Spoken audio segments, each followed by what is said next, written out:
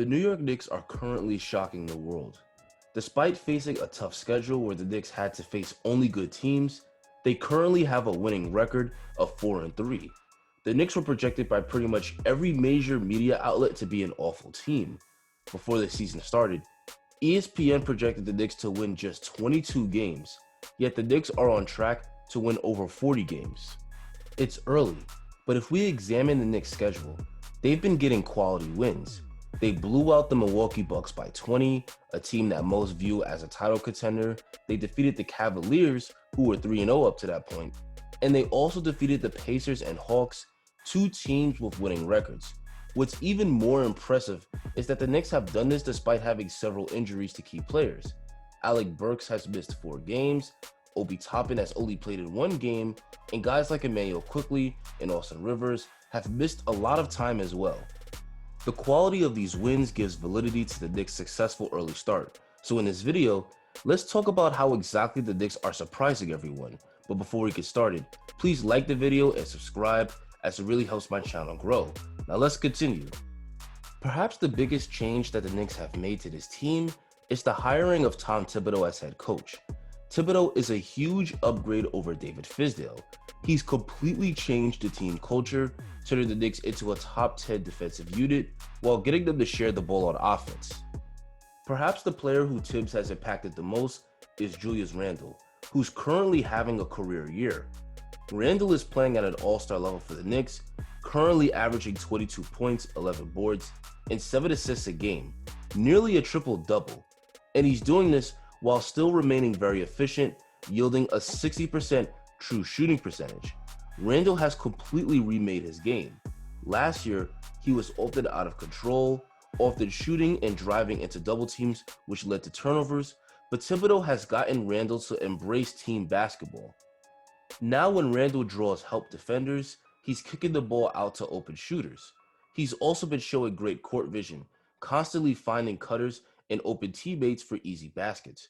Randle has been a legit point forward for the New York Knicks, and as a result, he's making his teammates significantly better on the court. Randle has also been dominant as a scorer. He's shooting the ball really well from mid-range, where he could create a good look for himself with a fadeaway or a step back. Randle also gets to the basket pretty well thanks to his athleticism and strong handle, where he can not only convert at the rim at a high level, but also draw plenty of fouls. Randle is currently taking about 6 free throw shots a game, while shooting a solid 76%. Overall, Randle has been a great leader for this Knicks team. His elite level of play is the main reason why the Knicks have been overachieving this season. Another huge part of the Knicks' success has been the play of RJ Barrett. RJ has made a leap in his second year, averaging 18 points, 7 boards, and nearly 4 assists per game this season. RJ has been good at driving to the basket. He can get into the lane at will thanks to his quick first step and craftiness where he finishes at the rim pretty well. Now RJ's shooting percentages haven't been good, but that's in large part due to a rough shooting slump he had for a few games. But he didn't let the poor shooting impact his effort in other areas of the game. RJ is still passing the ball well, he's playing good defense, and he's rebounding at a high level as well. He's turning into a good all-around player, and when his shot is falling, he looks like a legit all-star. RJ has played big in several of the Knicks' key wins, including a 26-point, 11-rebound, and 5-assist game versus the Atlanta Hawks. RJ has made a jump in his sophomore year, and he's played a huge role in the Knicks' surprising start. Another player that's been huge for the Knicks is Elfrid Payton.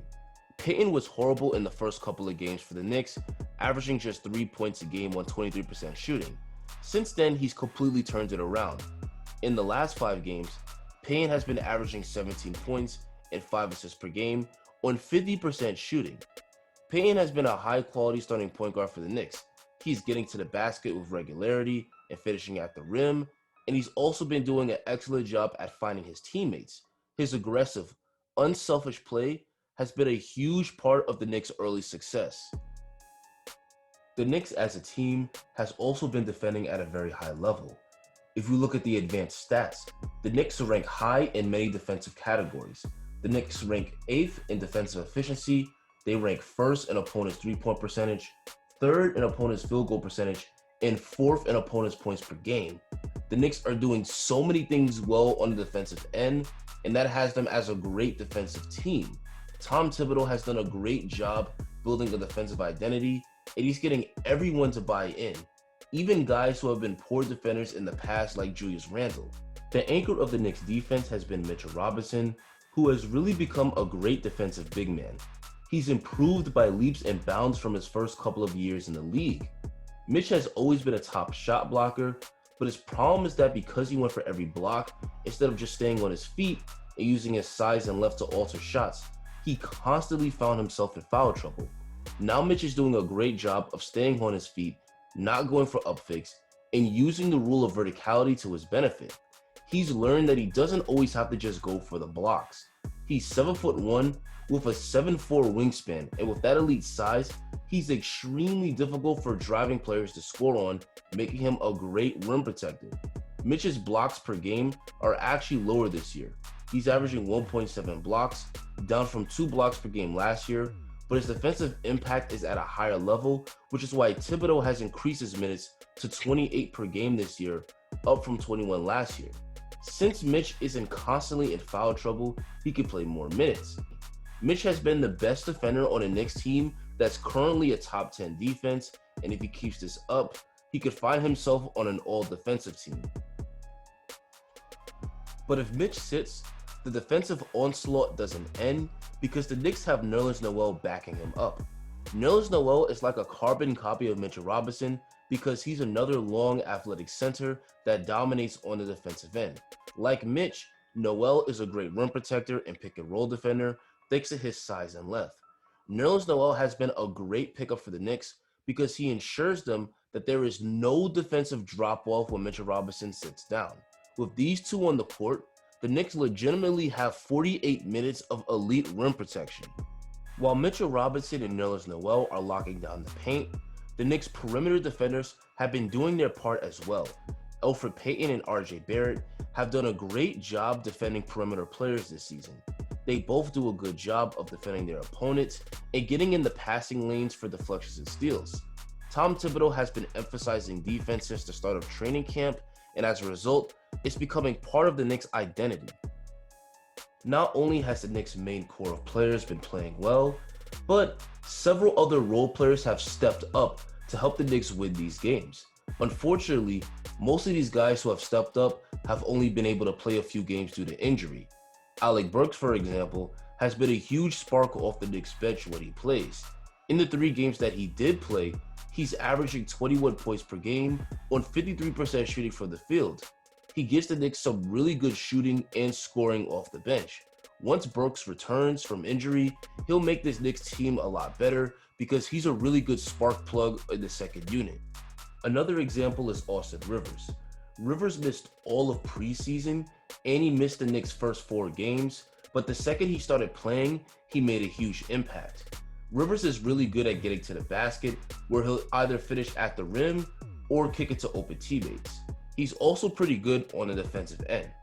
Thibodeau has been so impressed with Rivers' play that he's already closing games with Rivers. He's another guy that's a huge asset for the Knicks if he can stay healthy. Lastly, I want to talk about rookie sensation Immanuel Quickley. Quickley dominated preseason, but unfortunately, he got hurt in the first regular season game. But he made an immediate impact the second he came back from his injury, scoring 16 points off the Knicks bench in the win against the Atlanta Hawks, while also making some key defensive plays on Trae Young down the stretch. Quickley is a very crafty player. You would think he's a veteran out there the way he's able to just draw fouls. He also is a great shooter, and he does a good job attacking the rim and passing the ball to his teammates. Payne is probably too good right now for IQ to get the starting spot, but he could be an excellent backup point guard for this team. Overall, the New York Knicks have been a winning team thanks to the individual growth of a lot of players and some great team basketball on both ends of the court. The 4-3 record is even more impressive when you consider that the Knicks are doing this while having the league's toughest schedule and missing several guys from the lineup due to injury. If the Knicks continue playing like this, there's no reason they should stop winning. And with that said, guys, that's going to be the end of the video. What do you think of the Knicks' hot start? Can the Knicks possibly make the playoffs this year? Let me know in the comments. I'd like to thank everyone for watching. Don't forget to like the video and subscribe to my channel, and enjoy the rest of your day.